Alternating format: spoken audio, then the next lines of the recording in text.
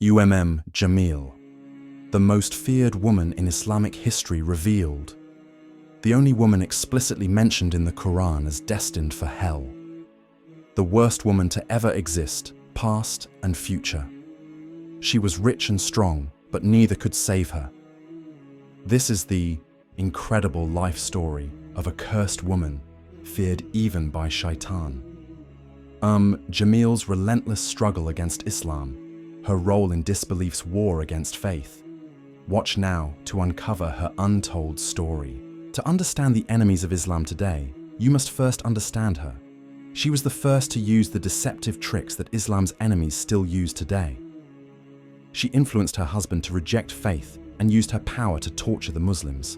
The story of a woman so evil that even Shaitan would be astonished. Once again, we bring you a shocking story. Don't forget to subscribe to the channel and like the video to support us. If you're ready, let's begin. Jamil belonged to Quraysh, one of the most powerful tribes of Makkah. Her father, Harb bin Umayyah, was a respected leader of Makkah, making her part of a strong and influential family. Despite her noble lineage, Jamil lacked good character. Since childhood, she had been ambitious, proud, and filled with anger. She married Abū Lahab, the son of Abdul Muttalib, at a young age. Abū Lahab was one of the richest and most powerful men in Makkah, and his wealth brought Jamil great pride and luxury. As a renowned trader of Quraysh, Abū Lahab amassed immense riches, which Jamil used to elevate her status. She became one of the most talked about women in Makkah. However, she was infamous for her sharp tongue. She was not merely dependent on her husband's wealth, she wielded influence over the women of Makkah, spreading rumors and working to ruin the reputations of those she despised. This only made her more arrogant. Yet beneath her pride, she feared losing her power and the respect of others. While many in Makkah focused on trade, some were more concerned with maintaining their tribe's honor. Jamil was obsessed with preserving the status of her tribe, especially the Umayyad family. But one day, a shocking event shook Makkah. The arrival of Islam, the Prophet Muhammad, declared that he was the messenger of Allah. For Jamil, this was a catastrophe. She knew the Prophet's lineage well. He was from Banu Hashim, a powerful branch of Quraysh. But for Jamil, the issue was not truth, it was control. If Islam spread, the rule of Quraysh would change, and her proud world would crumble. Determined to stop this new faith, she became one of the first women to actively fight against Islam. Her husband, Abū Lahab, had already opposed the Prophet, but Jamil took this hatred even further. She did not merely reject Islam, she worked tirelessly to destroy it. She sought to disgrace the Prophet, instill fear among the believers, and stop Islam at any cost. Her poisonous words echoed through the streets of Makkah, the courtyards of homes, and the sacred Kaaba itself. She was not just an enemy, she became a symbol of fear, but her real battle was just beginning. At first, she dismissed the Prophet's message as insignificant. However, as more people accepted Islam, her fear and anger intensified.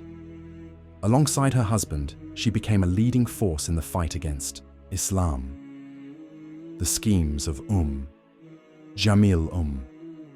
Jamil had a powerful influence over the women of Makkah.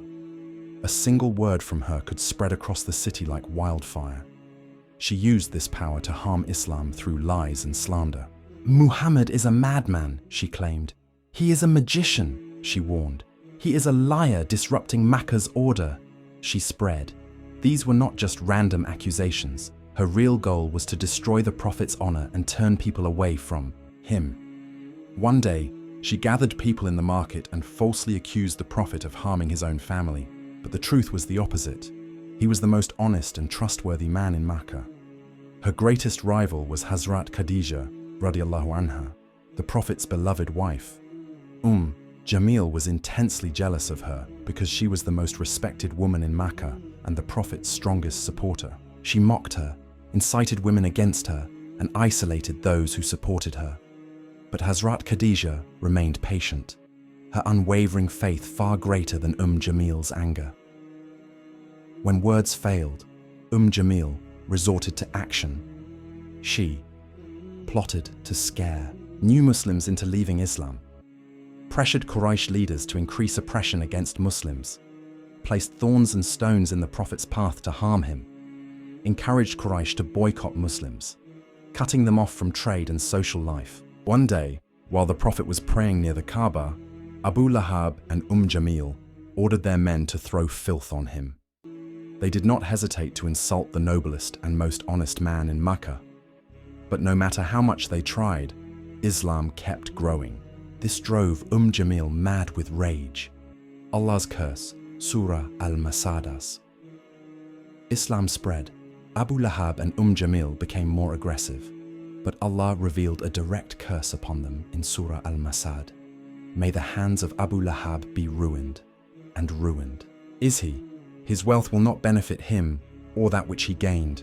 He will burn in a flaming fire, and his wife, the carrier of firewood, around her neck is a rope of fiber. Surah Al-Masad 111, 1-5. The phrase, carrier of firewood, described her wicked and destructive nature, as well as her habit of placing thorns in the Prophet's path. When she heard the revelation, she was furious. She picked up a large stone, intending to kill the Prophet. She stormed toward Masjid al-Haram, where she saw Hazrat Abu Bakr radiallahu anh sitting with the Prophet. Yet, Allah made the Prophet invisible to her eyes. Though he sat right there, she could not see him. Enraged, she shouted at Abu Bakr, demanding to know where the Prophet was. Then, she threw the stone and stormed off. But no rage could change Allah's decree. The miserable end of Jamil and Abū Lahab died a humiliating death from a severe illness. Even his own people abandoned him, fearing his disease. His body was left in the open, and only a few men paid to do so threw stones over him to hide his corpse. Jamil, once a proud and powerful woman, was left alone and helpless. Makkah whispered about her.